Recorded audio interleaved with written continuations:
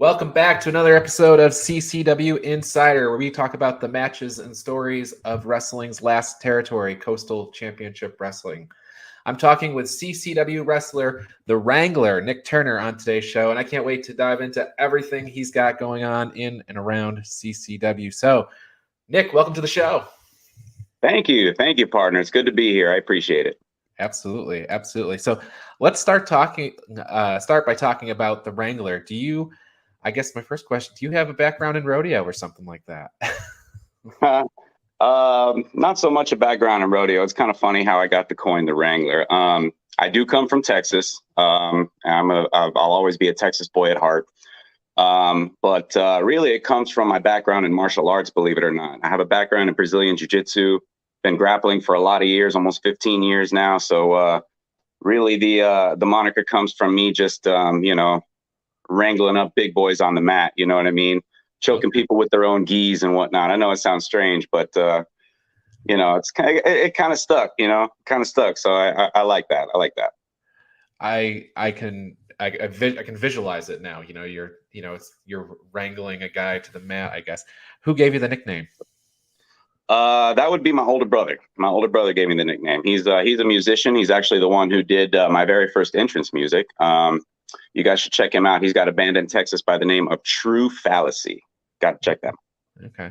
Was there a particular story that went with the name, or was it just around the dinner table one day? We should call you as the.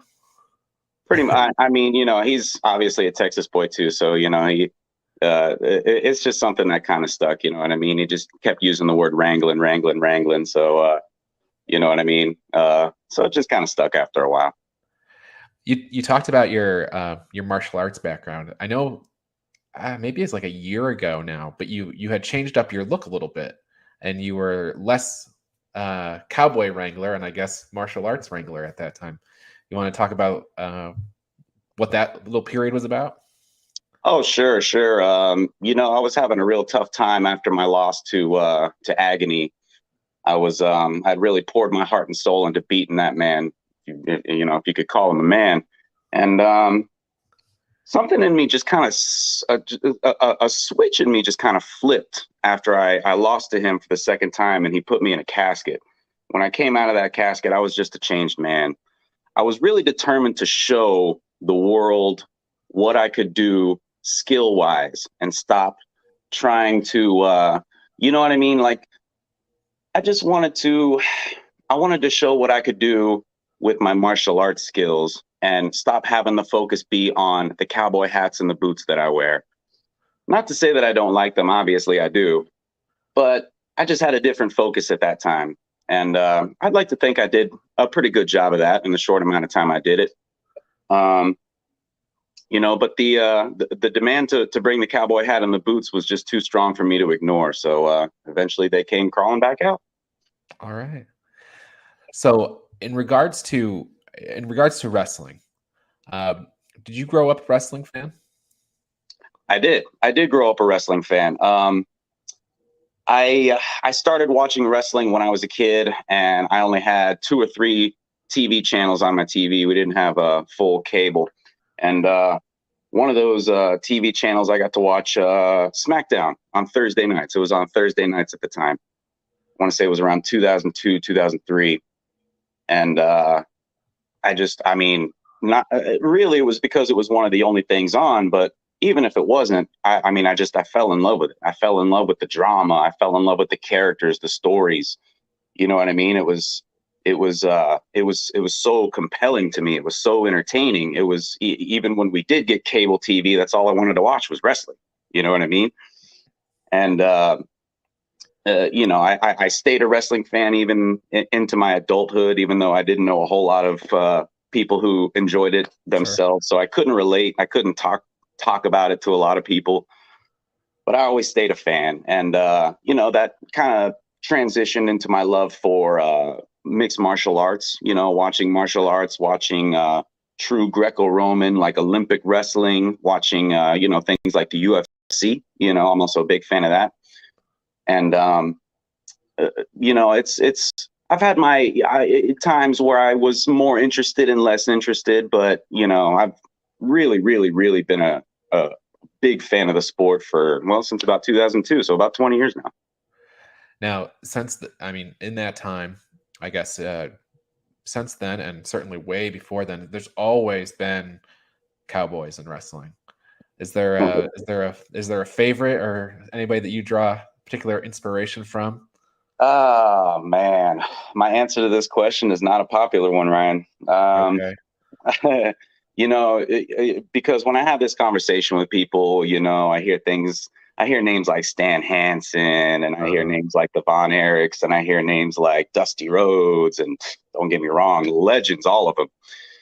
My favorite cowboy in the sport is JBL. That makes it jives with the period where you started watching wrestling, right? Exactly. His rivalry with Eddie Guerrero still to this day is one of the it was one of the most personal, just deep, rivalries that you would see on TV. They did things that, it's tough to make any sort of analogy on, who's done better. I feel like he is one of the greatest heels really of all time. One of the best on the mic, one of the best in the ring, truly an underrated legend of the sport. I love him. I love him on commentary. I love him in the ring. Man, I would do anything to see JBL back. He's one of those guys that it took him a long time to get that character right. I mean, he was Justin Hawk Bradshaw, the years that preceded the ones we're talking about here. But one of the things I think is unique about him is that he wasn't just a cowboy. You think about your Stan Hansens and those guys that you mentioned; those guys were cowboys. But JBL, there was a depth to his character when you talk about like the wealthy cowboy type of thing. That's right. The self-made millionaire. Yeah. Yeah. So I can see that for sure. There's a lot more, like I said, there's a lot more depth to that particular. It was brilliant. It was brilliant. You know what I mean? Character-wise, I think he did something that, it was so simple yet so deep at the same time. And I think no one else could have done it quite like him. Like you said, it took him a long time to develop that character, and man, he nailed it. Yeah, and then once he got it, it was sort of the twilight of his wrestling career, but then it just kind of transcended, like you said, for years and years and years on commentary. So it served him well before all was said and done. So I asked you, or I didn't ask you. You kind of brought it up, the martial arts thing. I was going to ask you if you had other athletic pursuits, growing up and stuff like that. And it seems like martial arts has always been a part of your life. So the natural question I ask is, what kind of skills are sort of transferable? And it seems obvious in, one combat sport to another. Is there anything maybe not so obvious about it that is a good transferable skill that you have brought from one to the other? Well, that's a good question. Obviously, being in jiu-jitsu and also done some kickboxing and things like that, I'm no stranger to standing across from an opponent who wants the very same thing I want, So, it's skills wise and, submission game wise and things like that. There are some things that translate nicely and other things that don't, I'm pretty good at dragging people to the ground and tapping them out. However, when you add punches and kicks into the fray, it becomes an entirely separate game. So, it's really interesting. It's really interesting, I would say one of the things that are not so obvious is just the sense of comfort and ease that you feel when you're in that moment standing across from an opponent that wants the same thing you want. There's always going to be some jitters and butterflies, especially in high profile situations where there's a lot at stake. But I'd like to think that even in my very short amount of time in the wrestling business, I think I'm more comfortable in that ring than a lot of people who have been in the same amount of time I have. I think that I've spent plenty of time with adversity right across from me. And I'd like to think that that helps me quite a bit. I'd like to think that that would be my, the thing that's not quite as obvious in terms of helping me out. You know what I mean? Yeah, I think that's it. So you've got this sort of, so first, you're in Florida now. You were in you grew up in Texas. What got you to Florida?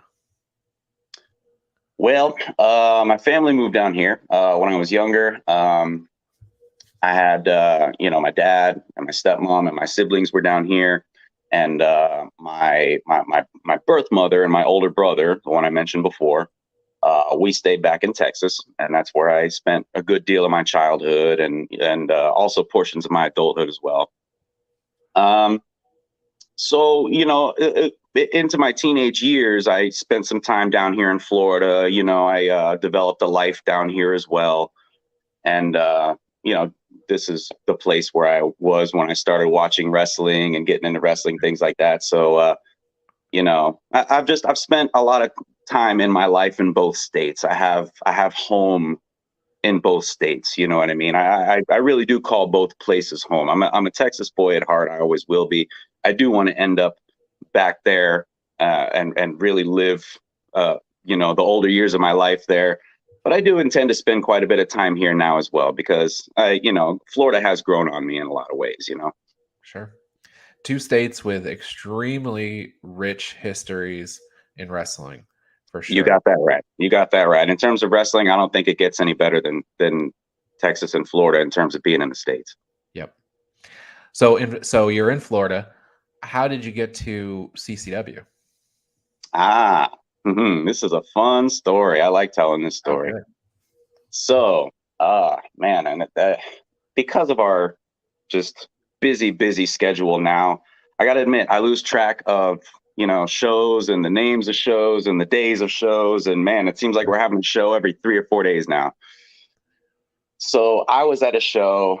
Basically, me and my wife would travel to, we would go to our jujitsu class, which is about a half an hour away.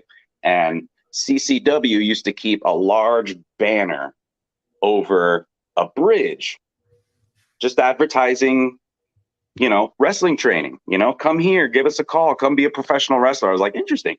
So on this banner, they would also advertise shows that they had. At the time, it was at the Coral Springs Charter School. Great venue. I wish I could perform there.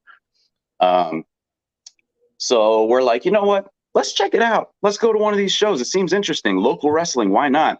I'm sitting here watching Monday Night Raw, watching SmackDown, be interesting to see it, right here. They got $20 front row seats. Can't beat that. So we got 2. We went to the show, and this happened to be, you know what? I want to say it might even happen to have been their 16th anniversary show. Okay. Help me out. It was the show where Alex Ocean jumped off of a 25-foot ladder through 2 tables. I want to say this was a 6-man tag match. It was Will Austin, Matt Stryker. They were the tag team champions. Okay. And they were defending in a ladder match versus, I'm struggling. I can't help you because I only started coming around a couple of years ago. So you've been there the whole time I was watching. So listen, I know you've seen the clip in our highlights. Everyone's seen it. Everyone's seen Alex flying down from the heavens. You know what I mean? He was at, I want to say, the 3rd rung from the top on this giant ladder, crashes through this guy on 2 tables right there on the wood floor. Whole crowd chanting, holy, you know what? I mean, it was amazing. I mean, and this was the first show we went to. So naturally we're like, okay, well, we're definitely going to go to every single one. They have one, not as many at the time. I want to say they had one every couple months or so, maybe every 6 weeks or so. So we're like, yeah, we're going. And it's only $5 extra for front row seats. I don't know why we wouldn't do that. So we got front row every single time we could get them. And, it was surreal being able to, obviously I'm a fan. So being able to high five the baby faces and, boo the heels is just, that experience is just, I'll never quite get over that. I still experience that even at the shows that we do. But,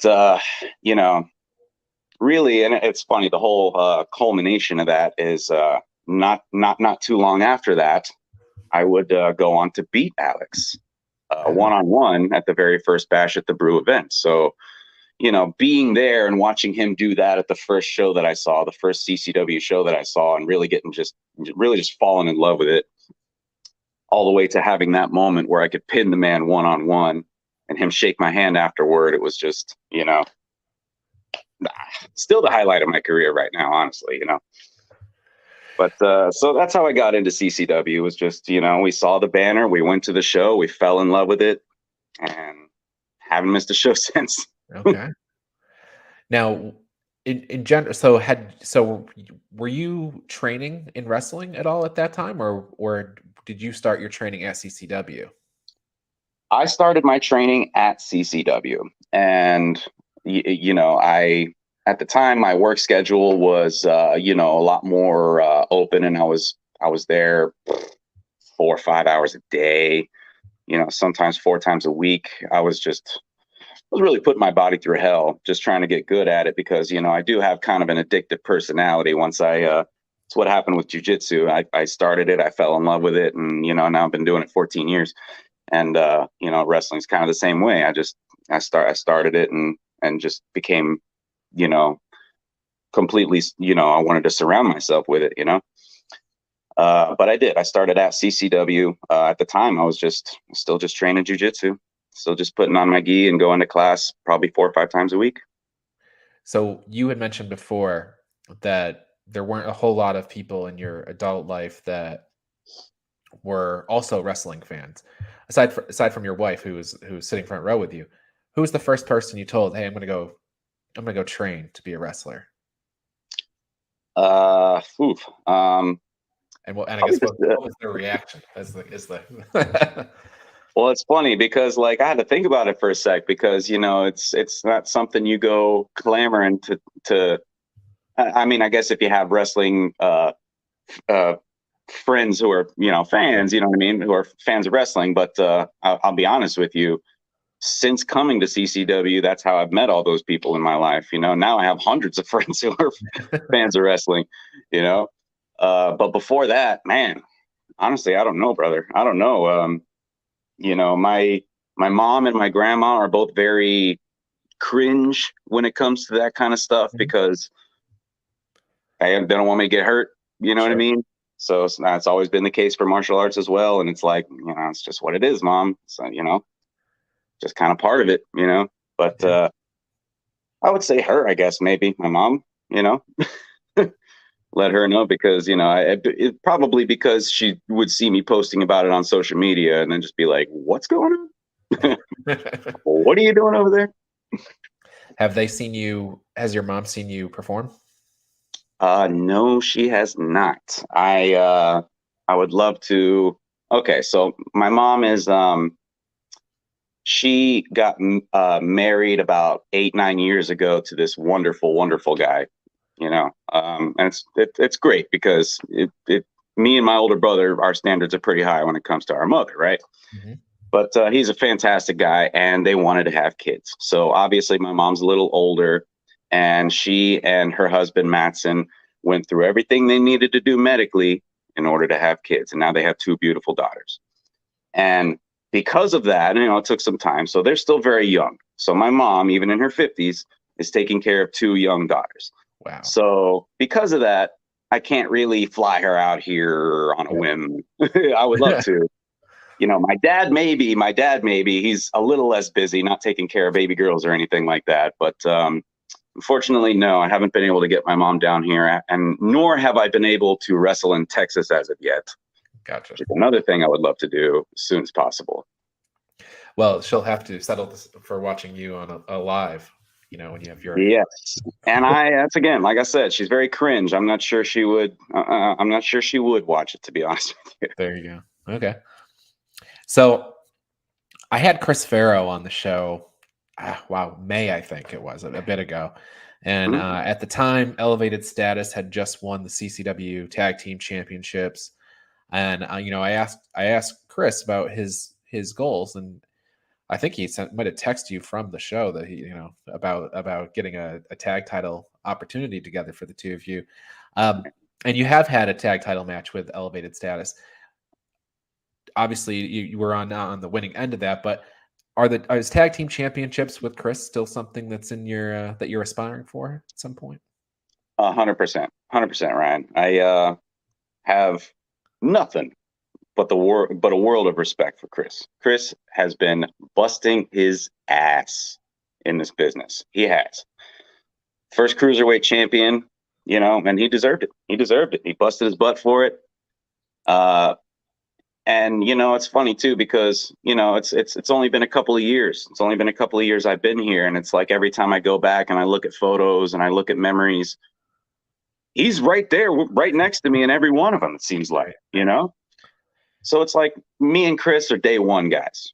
You know what I mean? Both of us in a relatively short amount of time in this business. He's been in it a little longer than I have, and he's starting to get those big opportunities. And you know what? Couldn't be happier. He deserves them. But in terms of our opportunity, I would love nothing more than another shot at the CCW Tag Team Championships. You know what I mean? I think he and I could do it. I really do. I really do. I think that we mesh well. I think that we think alike, even for two guys who are not alike when you take a look at us. But it's like I said, because of our close connection since day one, I really think we could pull it off. I really do. All right. Well, elevated status, you're on notice. That's right, partners. Notice. From the single side of things, you got Alex Chamberlain, you got Ariel Levy. What do you think of the current crop of singles champions in CCW? Oh, I have obviously been in the ring with these guys. Right now, CCW's championship situation, I don't think it could look any better, to be honest with you. I think the right guys are champions. And I'm not so sure Cha-Cha Charlie would agree with me on that one. Probably not. Let me explain, partner. Let me explain. You got a guy like Alex Chamberlain, who I've been in the ring with twice. I've tried my hand with this guy twice, and he's humbled me both times. The first time I'd like to think that I was a little underprepared.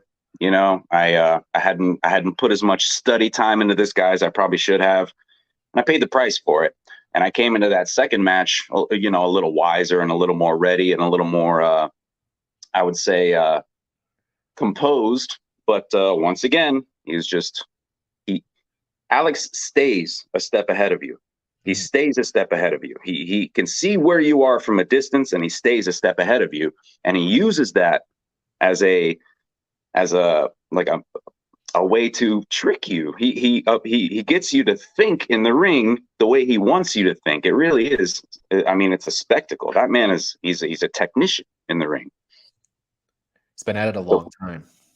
For him, he's a very long time, and it shows. He's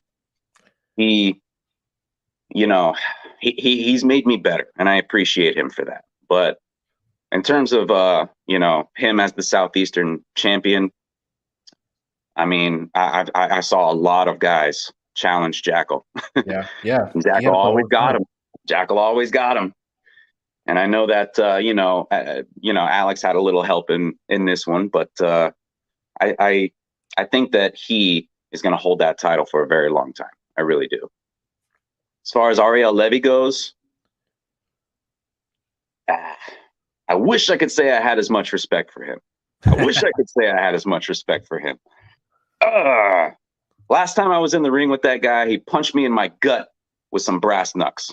Oh. Ref was distracted. He took some brass knucks out of his crotch, and he punched me in the stomach with them, and I had to wear a bandage on my stomach for 3 days after that.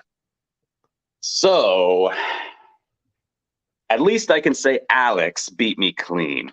Ariel, on the other hand, However, he is also a technician in the ring. He's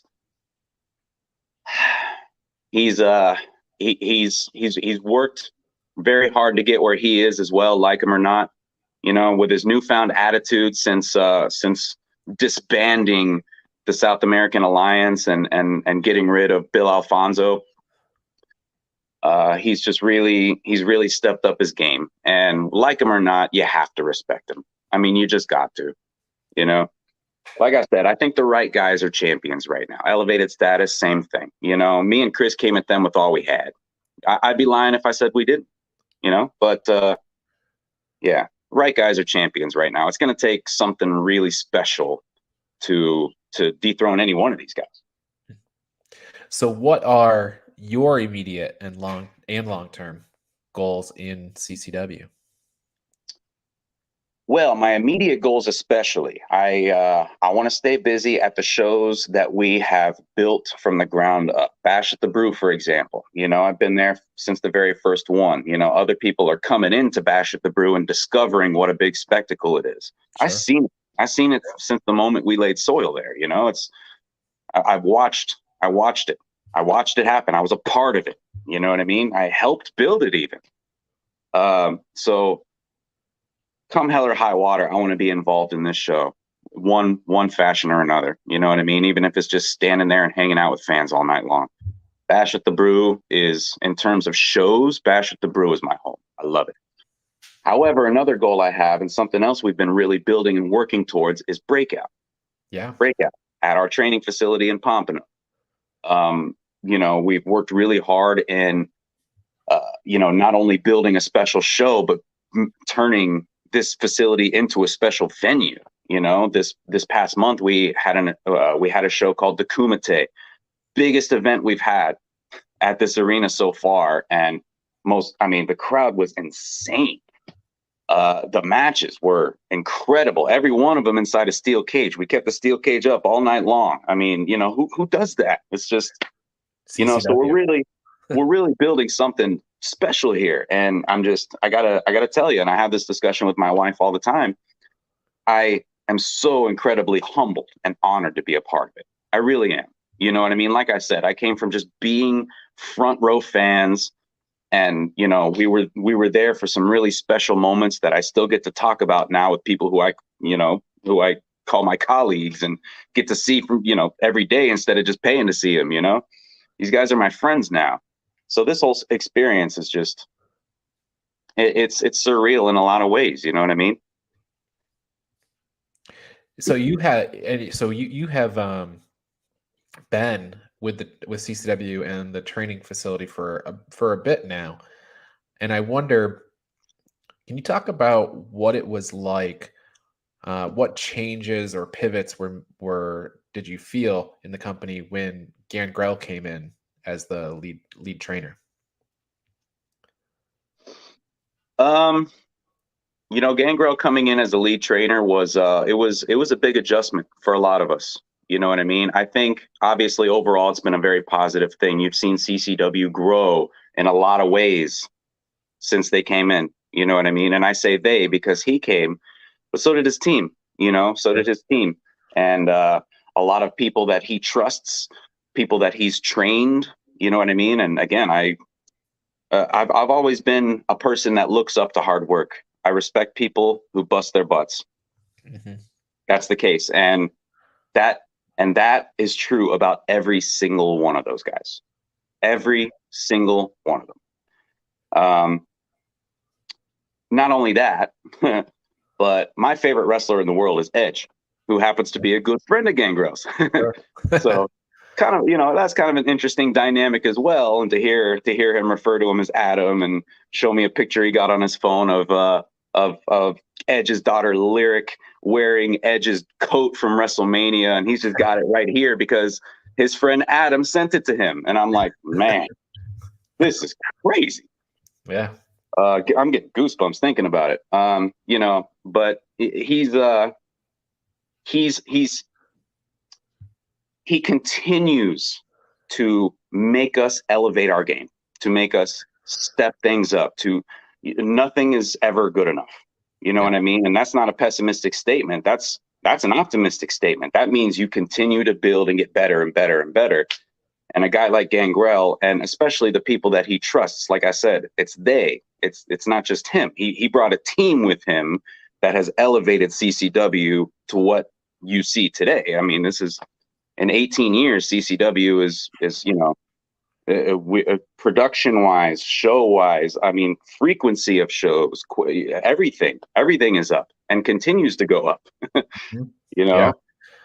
Yeah, double shots the last 2 weekends, I think. Friday shows and Saturday shows both. That's becoming the norm. It's becoming the norm to where a one show weekend is a easy weekend. You know what I mean? It's like we got a Saturday show. Awesome. We get to hang out Friday night. We get to do our thing on Saturday, and then we get to rest on Sunday. And that's become the easy weekend. Now we're doing, sometimes 3 a week. I mean, it's just crazy.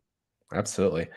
So, for the purposes of people who may not have actually seen a Nick Turner match, is there one on YouTube that you would point them to go watch? Ooh,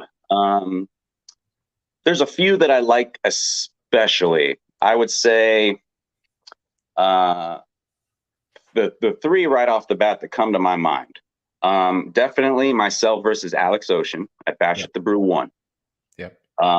And when you watch that one on YouTube, we were filming that one with some cell phones at the time, and our production wasn't quite what it is today. So just be prepared for a little bit of graininess, but a good match nonetheless. And you can see what 20 months of growth looks like, right? Honestly, it's interesting. It's interesting, and that's not to say it's bad production. It's just to say that, like I said, it's just a testament to how much we've grown, right? Right. So definitely myself versus Alex Ocean at the first Bash at the Brew. And then I very much like my match the very next month against Agony, who at the time, the two were very close. Can't say that to be the case today, unfortunately. But at the time, the two were very close. They refer to themselves as American Horror Story. And Agony, it didn't sit too well with him that I had pinned his friend. So, he wanted me one-on-one for Bash at the Brew 2. So definitely watch that match as well. The sequences in that match and some of the things I was able to display, I really like that one. That's the one I like to show people. Okay. And the third one and final one, I would say, is actually one of my more recent matches, and it happened at the Kumite. Nice.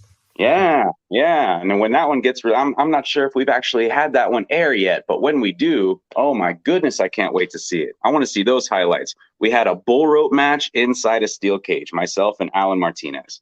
All right. I'd like to think that we had one of the more exciting matches on the show, and it was the crowd was really into it. I was really into it, and definitely want to check that one out. So those would be the 3 I would say. So Bash at the Brew 1, Bash at the Brew 2, and then hopefully they release that bull match pronto. I think so. I want to say, I hope I'm not saying this wrong, but I think Nilio said that the whole show is going to be released soon. So excellent. There you go. Even better, honestly, because you're going to want to watch the whole show. Absolutely. Some crazy, crazy stuff in that one. All right, Nick, anything else you want to tell people before we get out of here? Well, guys, first of all, I'd just like to say that, obviously, thank you so much for the support. It's been a short amount of time in this business, and, people continue to make me feel like I've been here a lot longer, not just with the love and support, but just with the trust, you know what I mean? And I wish I'd done this a lot sooner. You know what I mean? I wish I'd done this a lot sooner and earlier and younger in life. And, but I'm here now, and that's what matters. Other than that, just keep coming to CCW shows, because like I said, we are only improving. Everything's improving. The talent is improving. The shows themselves, I mean, you're going to get more of them. We're expanding to more places. We're expanding to more states. We're going to be going across international waters soon. I mean, that's it. Just keep supporting in indie wrestling. There you go. So you can purchase your live event tickets at coastalchampionshipwrestlingfl.com. You can watch a live wrestling every Tuesday on the CCW YouTube channel. That's at 7 p.m. And watch out for the Wrangler, Nick Turner, on all those episodes. Nick, thank you so much. Thank you, Ryan. I appreciate you, brother. All right. You have been watching CCW Insider, produced by Minutes to Bell Time in association with Coastal